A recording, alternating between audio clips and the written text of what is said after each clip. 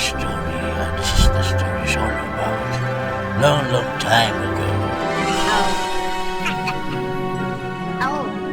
Wait! Wait! Ito ay ikweninto lang sa akin ng tiya ko noon. Sa isang malayong baryo sa aming isla noon may isang babaeng hindi mo gugustuhing makalaban. Ang pangalan niya ay Nitang. Hindi lang siya kilala bilang pinakamagandang dilag sa buong lugar, kundi kilala rin sa tapang na taglay niya. Walang sino man ang makakapigil kay Nitang. Kahit madilim at 10 oras pa ng gabi, basta magpapagiling siya ng bigas sa kabilang bahagi ng aming isla, at kahit mag-isa pa siyang maglalakad nito sa daan ng mga bukirin na taniman ng mga mais ito ay walang katao-taong lugar kapag gabi. Pero para bang wala lang ito sa kanya, kahit na sa kabila ng mga usap-usapan ng mga kababalaghan sa dadaanan niya. Sa aming isla kasi, kapag tapos na ang anihan ng mais ay dinadala ito sa kabilang bahagi ng isla dahil nandun kasi ang nag-isang gilingan na bato para maging bigas ang butil ng mais. Dahil sa dami ng mga nagpapagiling ng bigas doon, dahilan ng iba gabi na o madaling araw na kung makakauwi sa kanilang mga bahay. Itong si Nitang ay maging ang matatapang na mga binata sa isla namin ay tila natatakot pa sa kanya. Pero kahit ganun siya katapang hindi rin niya napigilan ang tibok ng puso niya. Hanggang sa dumating si Seryo, isang gwapong binatang mangingisda. At doon, unti-unting lumambot ang puso ni Nitang. Nagpakasal sila at hindi nagtagal, siya ay nabuntis. Ang kanilang tahanan, isang simple at payak na bahay ay nakatayo sa may buhangin, malapit sa dalampasigan ng isla. Isang gabi, pumalaot si Seryo. Tulad ng karaniwang paraan ng pangingisda sa gabi sa amin, dala niya ang Petromax na ilaw, pang-akit sa mga isdang danggit. At naiwan si Nitang mag-isa sa gitna ng katahimikan ng gabi sa loob ng kanilang munting bahay. 8:00 na ng gabi tahimik na ang isla, ngunit gising pa rin si Nitang.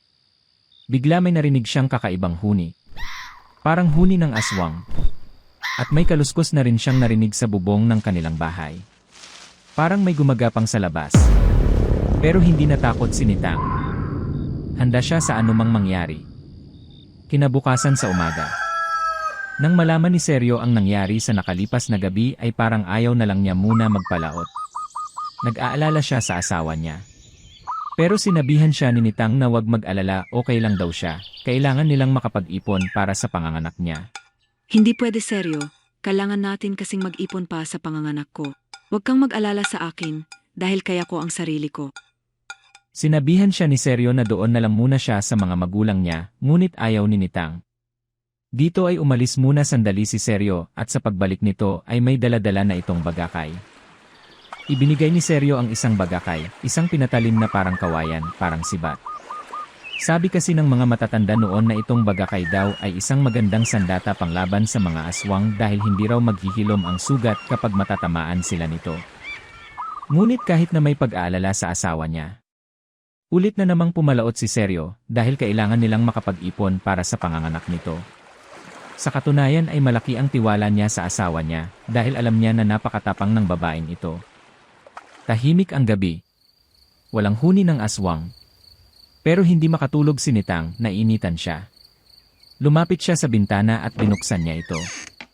Biglang, nagkasalubong ang mga mata nila ni Nitang at ng aswang na nakasilip mula sa dilim, mula sa labas ng kanilang bintana.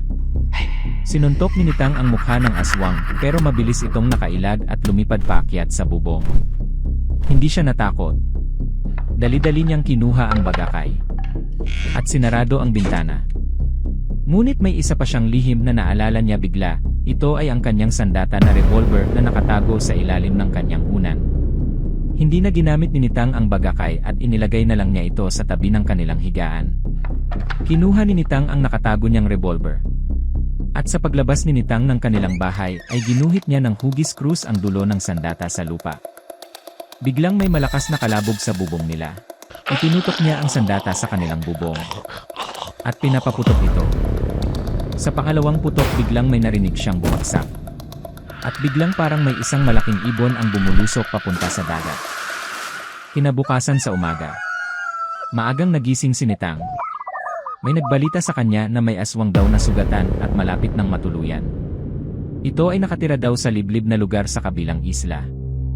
At dahil alam na niya ang lugar na kung saan ito puntahan, agad niyang pinuntahan ang bahay ng pinaghihinalaang aswang. Bitbit ang bulaklak ng papaya. Dahil ang sabi kasi ng mga matatanda noon, basta sa ganitong senaryo. Pag itinapon itong bulaklak ng papaya sa selong ng bahay ng aswang habang naghihinalo ito, hindi na maghihilom ang sugat nito at tiyak matutuluyan daw ito kaagad. Pagkatapon niya ng mga bulaklak sa ilalim ng bahay, may narinig siyang malakas na hiyaw. Tapos lumakas ang hangin. At biglang katahimikan. Dumating si Seryo agad pala siyang sinundan nito galing pa sa pangingisda. At mula noon wala nang nakaabala sa kanila. Sinitang, ang matapang na buntis, ay hindi kailanman pinanghinaan ng loob. Sapat ang kanyang tapang, na para harapin kahit ang pinakamatinding nilalang ng dilim. Ito ay base lamang sa kwento ng tiya ko noon sa akin, at ay kwento rin daw lang ito sa kanya noong panahon ng kabataan pa niya. Totoo bang mayroon aswang o wakwak? O isa lang itong panakot sa atin noon na para hindi na tayo gumala pa tuwing gabi? Pasensya na po kayo sa animation ko. Wala pa po kasi akong pang-finance sa paggawa ko sa videong ito, pasensya na po, dahil baguhang content creator pa kasi ako.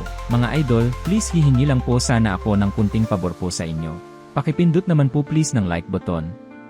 Pakisubscribe na rin po sa Book of Spooky and Mystery by Mang Teno, malaking tulong na po yan sa amin na mga content creator. At huwag din pong kalimutan na pindutin ang bell icon para ma-notify po kayo sa mga bagong susunod naming kwento ng kababalaghan. Hanggang sa muli mga idol. Thank you so much po sa inyong lahat.